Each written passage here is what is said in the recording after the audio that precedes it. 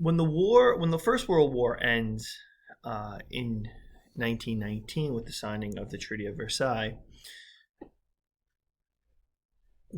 peace comes back into the global politic.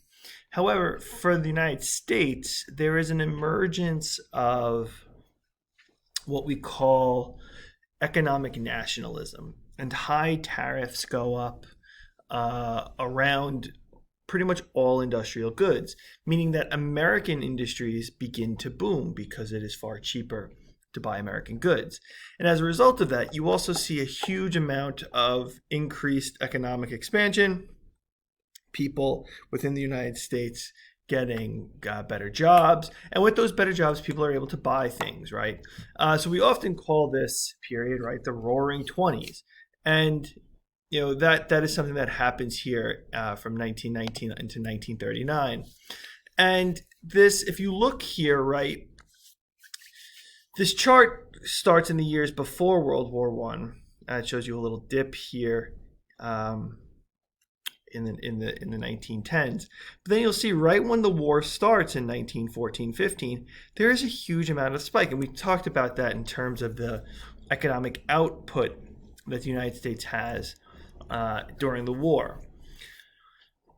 But the economy still stays high as we enter into the 1920s.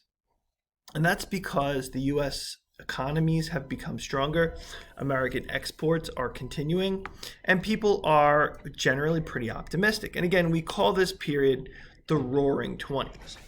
And people are starting to be able to purchase items that they may have previously been unable to afford, right? So the Ford Model T, which had been developed in the years before World War One, now becomes something that people can purchase. There's also a growth in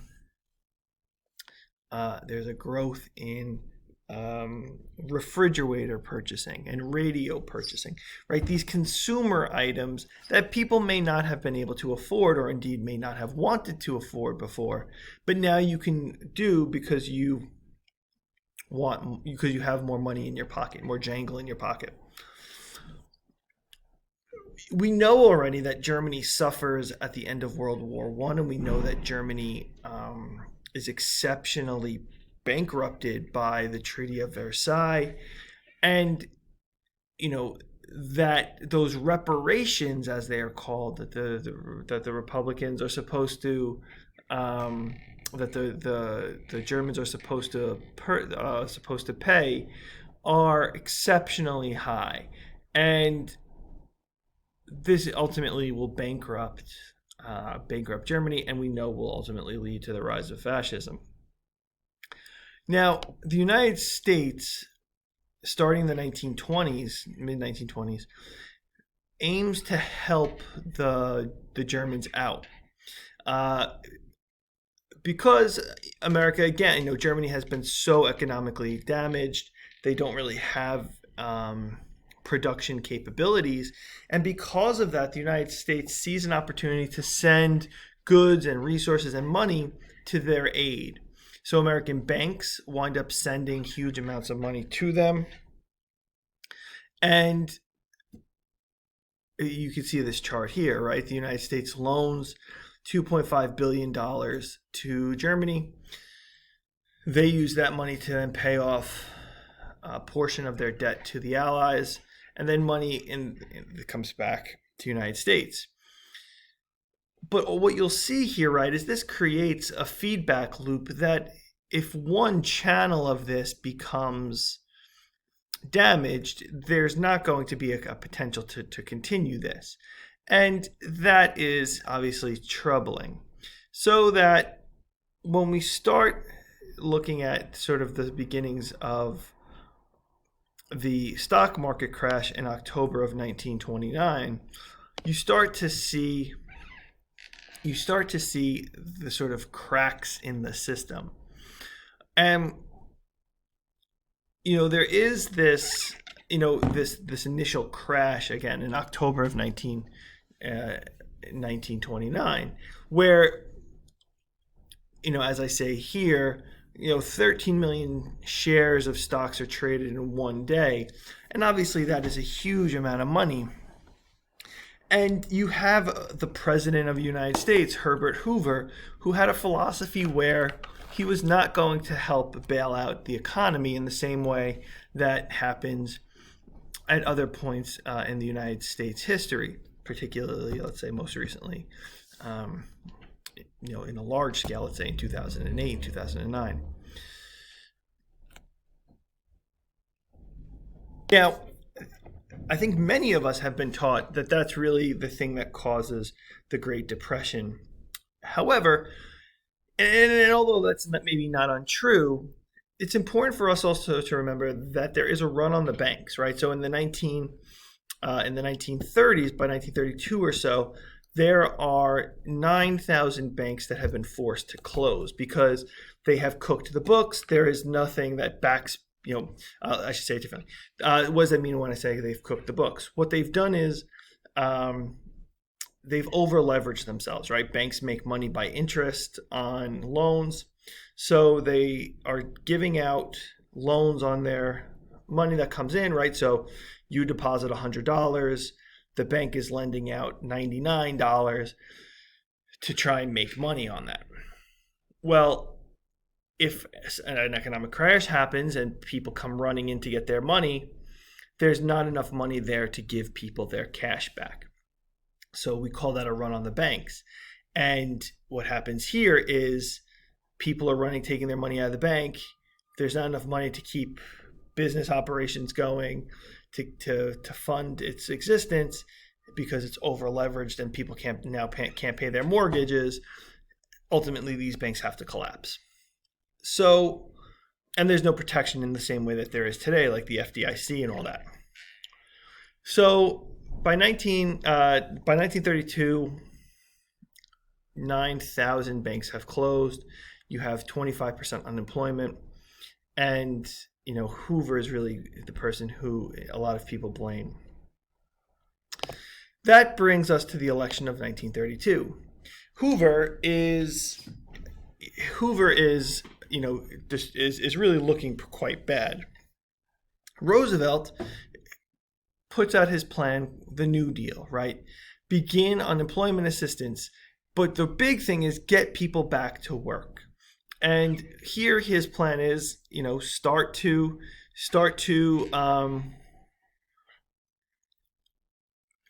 invest government money into propping up the government, public works and things like that.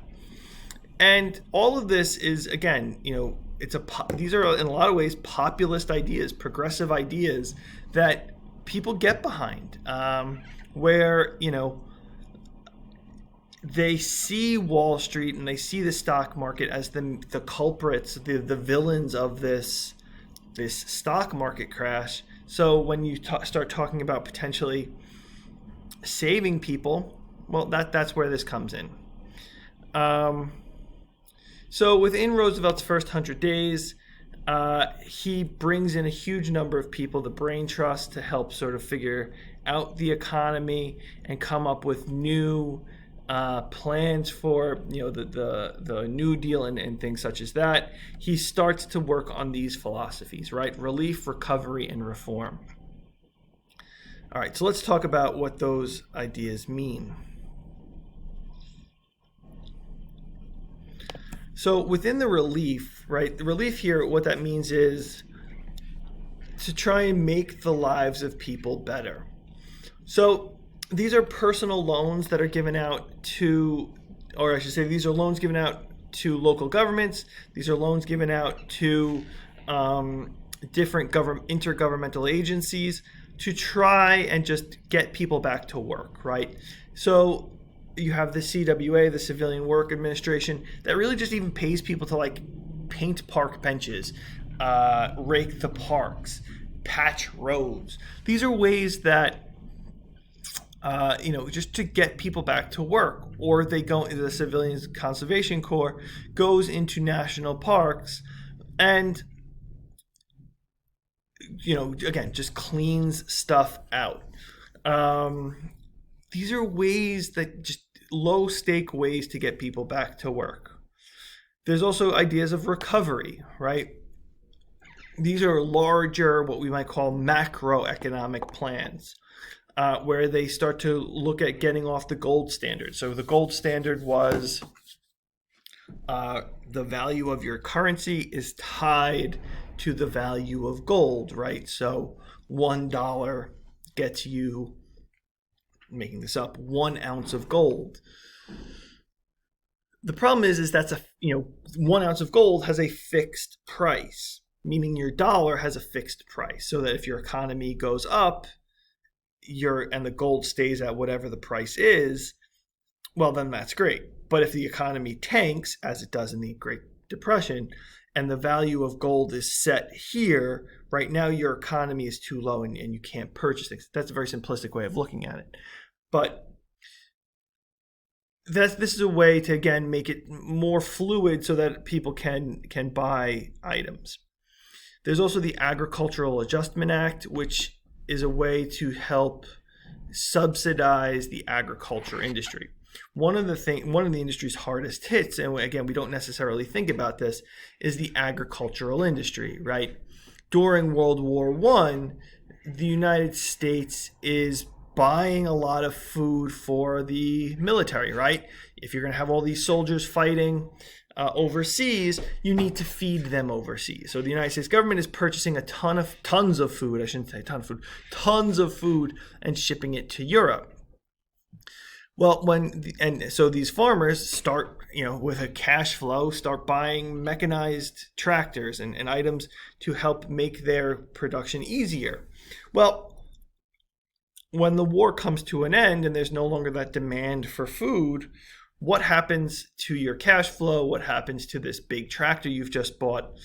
So the farming industry, the agricultural industry, is really the first industry to really begin to suffer during the Great Depression. And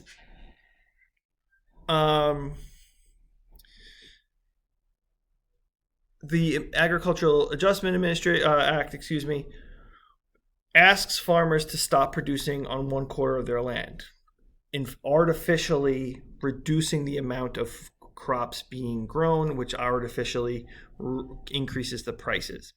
But in order to subsidize that, they are paid a benefit subsidy.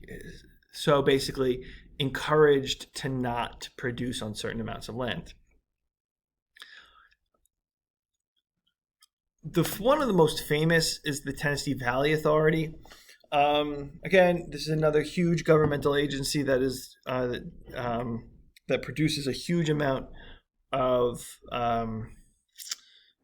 benefit, right? So the Tennessee Valley, right, the Tennessee River, they basically start damming it to try and produce electricity.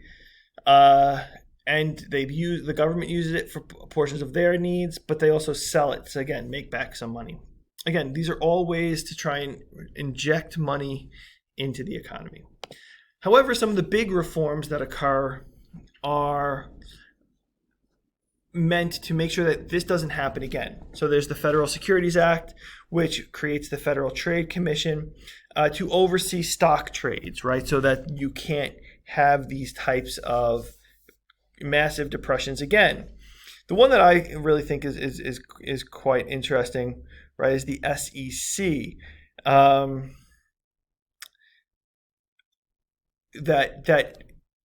The Federal Trade Commission is there to block sort of, or be the gatekeeper to new stocks being brought on the exchange.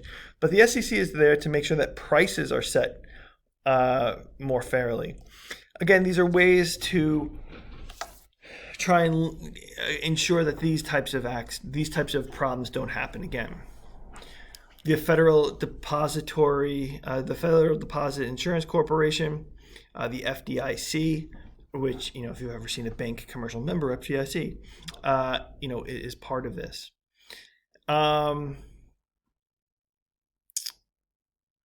This backs your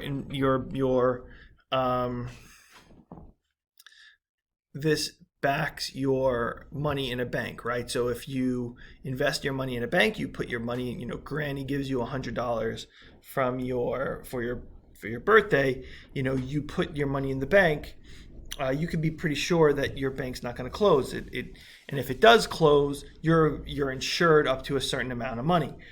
Today, and it's $250,000, which is a huge amount of money. Again, ways to ensure that banks don't close, or if they do close, your money is protected. All of these measures are huge government agencies producing these different responses. And this is a new way that the government is operating. The government is trying to, take on new responsibilities that it had never been given before. And there are a lot of lawsuits that go into this, right? These are all things that are passed in the first term of Roosevelt's presidency. So there are lawsuits that come about, and they go to the Supreme Court. Now, FDR doesn't like that many of his decisions are being challenged by the court, and they're being struck down. So there's a court packing. In the news, there's a lot of talk about court packing. There's a court packing scandal where Franklin Delano Roosevelt proposes a law, an act that would give him the right to put justices on the court, one justice on the court for every justice that is over the age of 70 in 1936. Now, it doesn't go through. That would have given him the ability to put on 4 members. It doesn't go through. It doesn't happen. He lost support for it. But it's an attempt that he makes. All of these things, I would say that none of these acts create a system where, this is a sort of, the silver bullet to save the country from economic collapse. But what is important to see is that this is a way for the country to at least not go into complete collapse. Again, it gets people back to work. It gets people, confident in the economy again. And we know, I hope, or at least I hope that we don't see full economic recovery until World War II and the economic output that occurs with that. This is, again, a wholly new type of government that the United States has not had in the past, right? The United States had never taken on this much economic responsibility. And again, there's a lot of backlash to this. Many people see this as FDR taking on too much power for the federal government. But it is something that, again, is very important to the country's stability.